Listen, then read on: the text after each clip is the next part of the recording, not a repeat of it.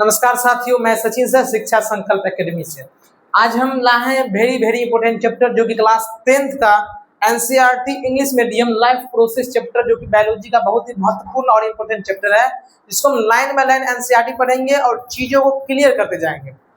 Chapter का नाम है लाइफ प्रोसेस। लाइफ प्रोसेस यदि हिंदी में बात करें, इसका मतलब होता है लाइफ प्रोसेस का मतलब जैव प्रक्रम। यदि हिंदी मीडियम के छात्र हैं तो उसे जैव प्रक्रम बोलेंगे, और इंग्लिश मीडियम के छात्र है उसे लाइफ प्रोसेस बोलेंगे। तो इसका मतलब हुआ जैव प्रक्रम।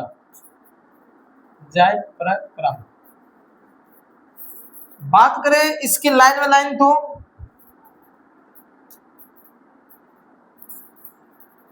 तो how do we tell the difference between what is live and what is not live?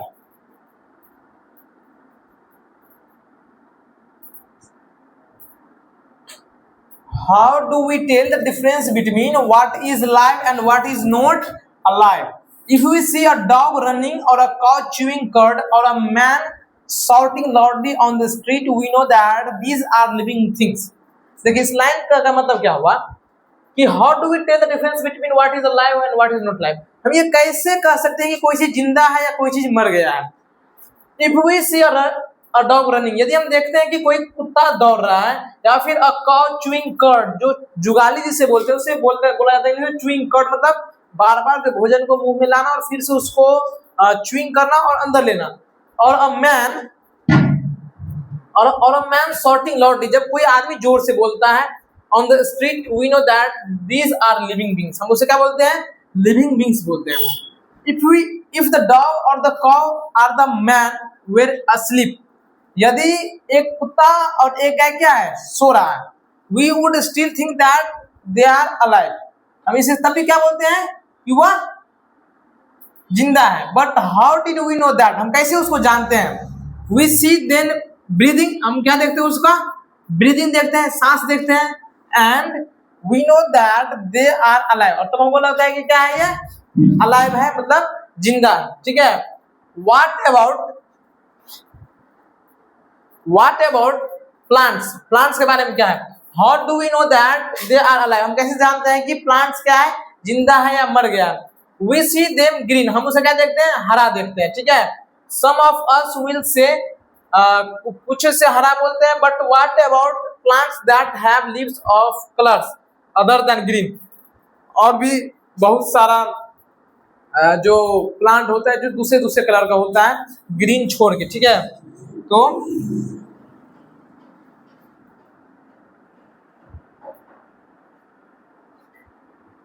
Green, ठीक है। तो they grow on over time, so we know that they are alive. ये क्या होता है कि उसमें ग्रोथ होता है, और जब ग्रोथ होता है तो हम क्या बोलते हैं कि वह जिंदा है, लिविंग थिंग्स है ये। ठीक है। Some will say, in other words, we tend to think of some sort of movement, उसमें कुछ मूवमेंट देखते हैं, either growth related or not as common evidence for being alive, but a plant that is not visibly growing is still alive, and some animals can breathe without visible movement।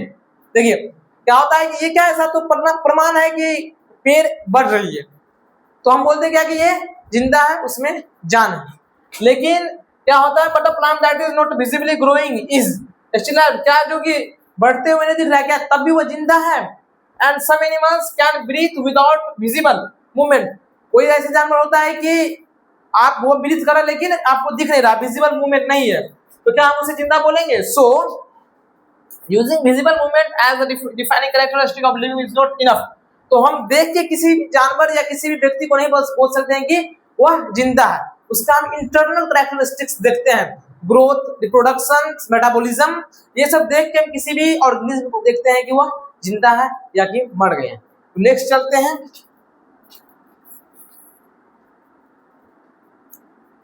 So movement over very small scales will be invisible to the naked eyes.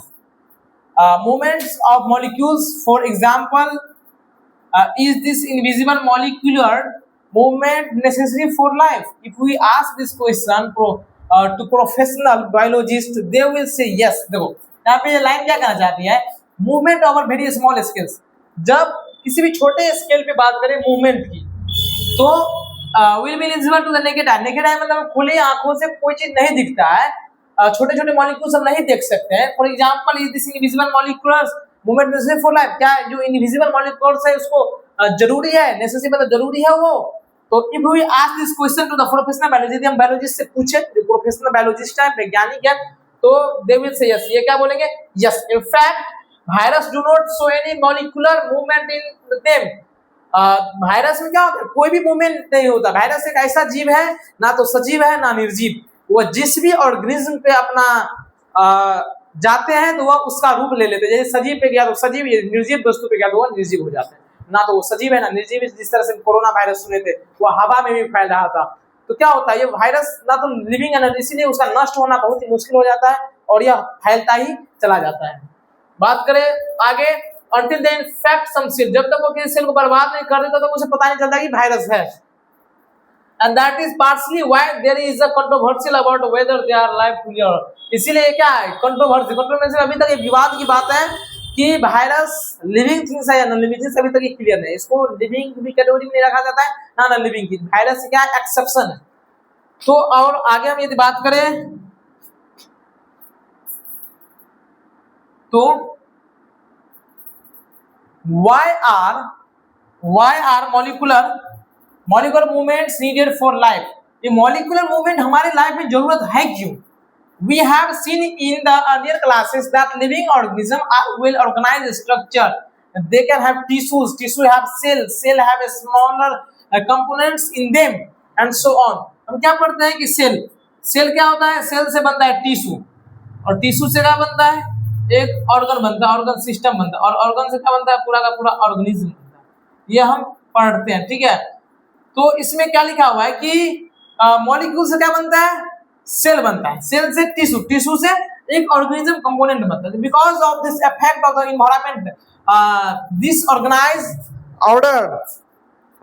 ordered nature of living structure is very likely to keep breaking down over time. If order breaks down, the organism will no longer alive. ये क्या है, एक order चलती है, यदि ये order maintain नहीं हुआ तो आदमी क्या होता है, जिंदा नहीं रह पाता है, ठीक है। So living creatures must keep pairing and maintaining their structure.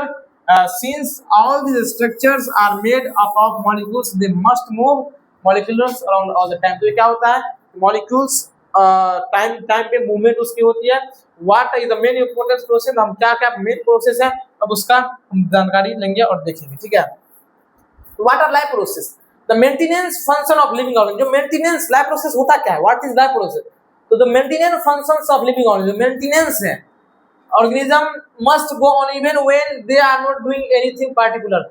जब वो कोई काम भी ना कर रहा हो तभी उसके अंदर में जो मेंटेनेंस मेटाबॉलिज्म चल रहा है उसको क्या बोलते हैं, लाइफ प्रोसेस बोलते हैं। Even when we are just sitting in a class, even if we are just asleep, जब हम सोए हुए हैं, ठीक है, जब हम कोई काम भी ना कर रहे हैं तब भी यदि हमारे जीवन चक्र में चल रहा है तो उसे हम क्या बोलते हैं, लाइफ प्रोसेस बोलते हैं। अब बात करें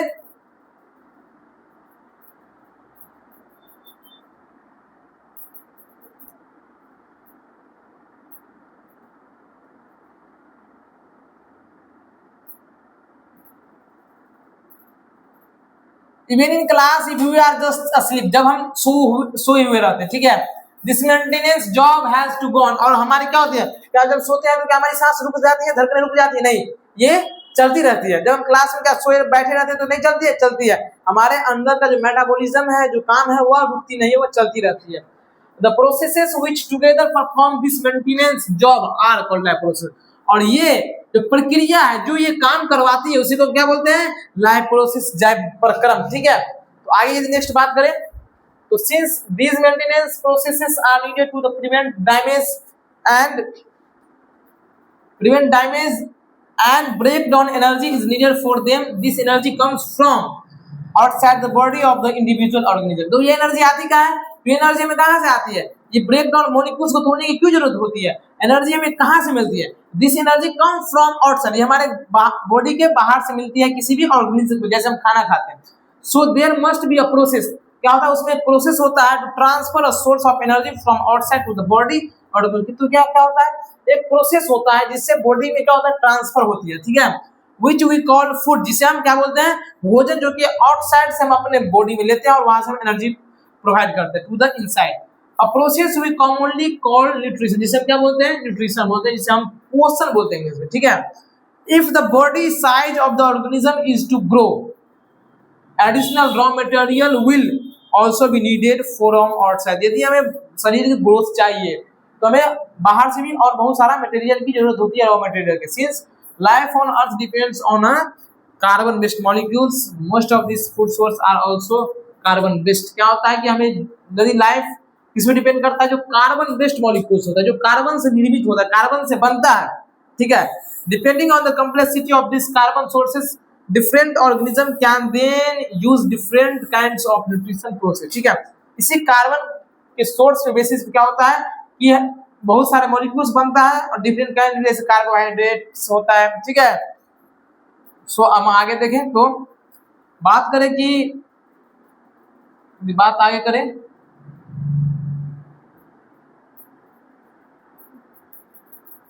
तो the outside source of energy could be quite varied। बाहर की जो स्रोत है ये अलग हो सकता है। Since the environment is not under the control of the individual organism, environment क्या है, वातावरण किसी भी एक व्यक्ति या एक प्रजाति के लिए कंट्रोल में नहीं कर सकता उसको। These source of energy therefore needed to be break down or built up in the body and must be finally converted to a uniform source of energy that can be used for the various molecular movement needed for the maintaining life structure as well as the kinds of molecule body needs to grow for this series of chemical reaction a body necessary, ठीक है। तो क्या होता है कि जो food हम खाते हैं उसको तोड़ने की जरूरत होती है, उससे मेंटेनेंस करने की जरूरत होती है। जब भी हम खाना खाते हैं उसको अंदर जाके पचाने की जरूरत होता है और इसी से क्या होता है, हमारी लाइफ प्रोसेस आगे बढ़ती है। इस लाइन में वही लिखा हुआ है, ठीक है। और आगे बात करें तो oxidising reducing reaction are some of the most common chemical means to break down molecules. देखो होता है ऑक्सीडाइजिंग रिड्यूसिंग रिएक्शन, ये हमारे शरीर के अंदर में होता है। तो इससे क्या होता है, जो छोटे छोटे मॉलिक्यूल जो कॉम्प्लेक्स उठाते हैं उसको छोटे छोटे टुकड़े में ब्रेक डाउन किया जाता है, ठीक है। For this many organism use oxygen source from the outside of the body.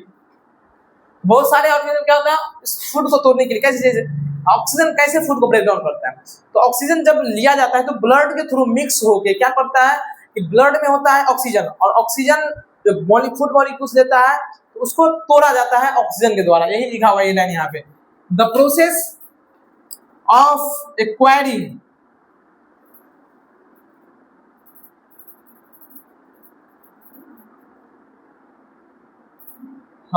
For a series of chemical reaction oxidising, ये पढ़ लिए थे।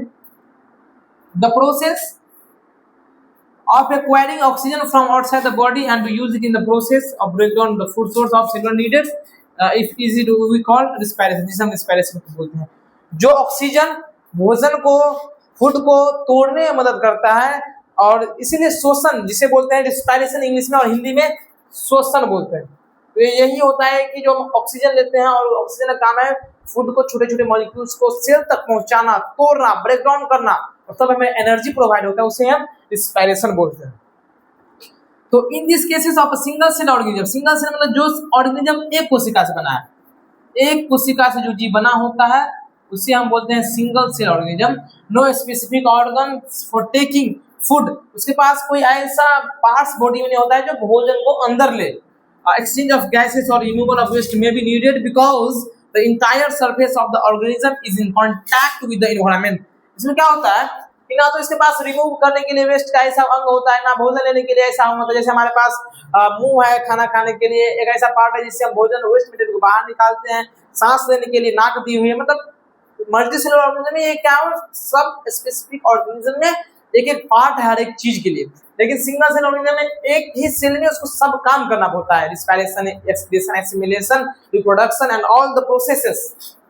देखिए जानेंगे but what happens when the body size of the organism increase. क्या होता है जब किसी भी ऑर्गेनिज्म का बॉडी साइज इंक्रीज होता है and the body design becomes more complex, और उसका बॉडी डिजाइन का तो कॉम्प्लेक्स होता है। In multicellular organism all the cells may not be in direct contact with the surrounding, environment the simple diffusion will not need meet the requirement of the all the cell।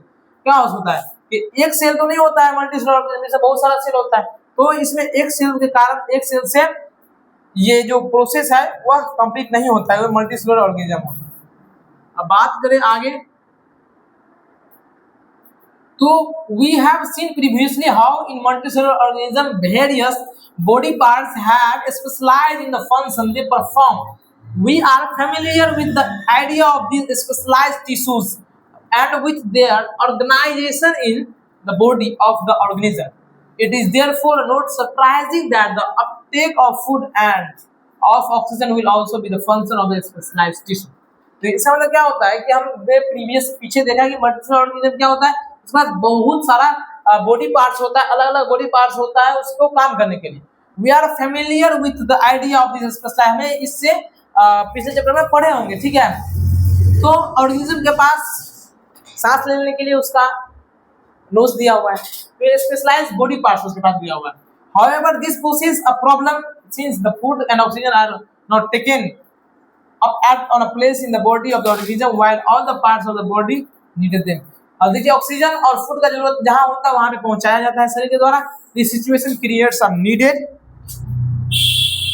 For a transportation system for the carrying food and oxygen from one place to another body, ठीक है। तो ये क्या होती है, जरूरत होती है यदि फूड का, तो एक दूसरे से ट्रांसपोर्टेशन सिस्टम होता है, परिवहन तंत्र बोलते हैं, एक चैप्टर है ये, और जिसमें क्या होता है भोजन को एक पार्ट दूसरे पार्ट तक ले जाया जाता है, ऑक्सीजन को एक पार्ट दूसरे पार्ट तक ले जाया जाता है। When chemical reaction use the carbon sources and the oxygen for the energy generation, they create by the product that are not only useless for the cell of the body but could even be harmful। This waste byproduct are therefore needed to be removed from the body and discarded outside by the process called excretion। अब जो waste material जो हमारे शरीर के द्वारा निकाला जाता है, तो जो कि हमारे शरीर के लिए हार्मफुल होता है, यूजफुल नहीं होता है, तो उसको निकाला जाता है, उस प्रोसेस को हम बोलते हैं एक्सक्रिएशन, जो कि हम आगे पढ़ेंगे उसका पूरा। Again if you the basic rules,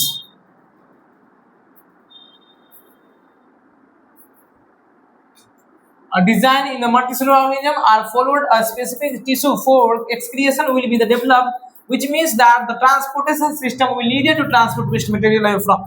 transportation system को क्या होता है, उसको बाहर निकालने के लिए एक्सक्रिएशन का मदद लेना पड़ता है। यहाँ पे कुछ क्वेश्चन दिया हुआ है, why is diffusion insufficient to meet the oxygen requirement for multicellular organism like humans।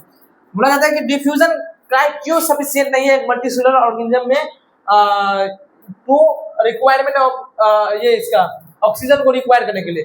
तो मल्टीसेलुलर ऑर्गेनिज्म क्या होता है, एक बहुत बड़ा जीव होता है जिसमें बहुत सारे सेल होता है, और डिफ्यूजन क्या होता है, एक सेल में भी एक सेल का उसमें आदान ऑक्सीजन चाहे कोई सा गैस का आदान प्रदान होता है, लेकिन मल्टीसेलुलर ऑर्गेनिज्म एक वास्ट बॉडी होता है, इसलिए उसे स्पेशलाइज्ड बॉडी पार्ट्स बनाया होता है।